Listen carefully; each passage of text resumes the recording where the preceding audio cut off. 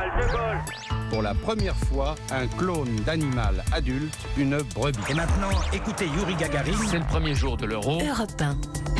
Il est 7h23, c'est l'heure du jour où votre plongée quotidienne dans la boîte à souvenirs d'Europe 1 matin. Bonjour Laure d'Autriche. Bonjour Dimitri, bonjour à tous. C'est la Fashion Week en ce moment à Paris, la semaine des défilés de mode. Tout à l'heure sera présentée la nouvelle collection Paco Rabanne. Paco Rabanne, Francisco Rabaneda y Cuervo de son vrai nom, nous a quittés au début du mois de février. Il a marqué, Paco Rabanne, la haute couture pendant plus d'un demi-siècle. Oui, dans les années 50, il fabrique des broderies et des accessoires pour les grands de la haute couture et les matières qu'il utilise pour les accessoires, Paco Rabanne a l'idée, dans les années 60, de les utiliser dans les vêtements, comme le plastique ou l'aluminium. Europe 1 est aux côtés du créateur en 1968. Cette année, j'ai un nouveau matériau, c'est un jersey d'aluminium qui est laqué, très léger, aussi léger qu'un tissu. Où avez-vous trouvé ce jersey d'aluminium? Très loin? Très loin, ça vient d'Australie. Il n'aime pas coudre, mais il construit et assemble. Ses robes peuvent peser jusqu'à 10 kilos. Paco Rabanne est un visionnaire, lance en 1993 Amanda Lear, qui a porté ses vêtements. Ça va du film de science-fiction à la Renaissance, moi c'est tout ce que j'aime. Il n'y a pas de gadget.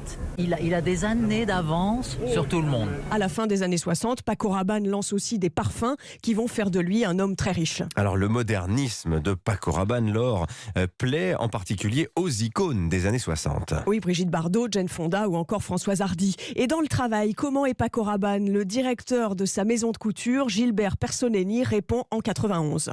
Dans cette profession donc de mode, on a tous les cas pathologiques possibles et imaginables. Celui-ci est plutôt inoffensif et charmant. Sa grande caractéristique, c'est quelqu'un d'humeur égale et qui ne supporte pas que quelqu'un dans la maison hausse la voix. Et en dehors de la mode, Paco Rabanne est un mystique. Il dit qu'il a eu plusieurs vies passées. Il estime qu'il a un pouvoir pour prédire des événements. Il prédit par exemple la destruction de Paris lors de l'éclipse solaire de 99, mais pas seulement. Extrait sur Europe 1 en 1999. Au début du mois de mai, vous avez dit dans un journal, le mois de mai va être terrible. Il va y avoir un tremblement de terre à Nice et le roi d'Espagne va se faire assassiner. Il ne s'est rien passé. Mais vous savez qu'il y a eu une tentative d'attentat sur le roi d'Espagne, vous ne le saviez pas? On n'en a pas beaucoup parlé, si c'est vrai. Ici, à la presse espagnole, on en a parlé. Tremblement de terre à Nice, non? Il est pour le mois de mai, mais c'est pas ce qui sait, j'ai pas dit l'année. Et c'est à la même époque, au tournant des années 2000, que Paco Rabanne tourne la page de la haute couture, mais poursuit quelques années dans le milieu du prêt-à-porter. Eh oui, il n'avait pas dit l'année, Paco Rabanne. Bien sûr, tout est là. Merci Laure d'Autriche pour ce bain de mémoire grâce aux archives sonores.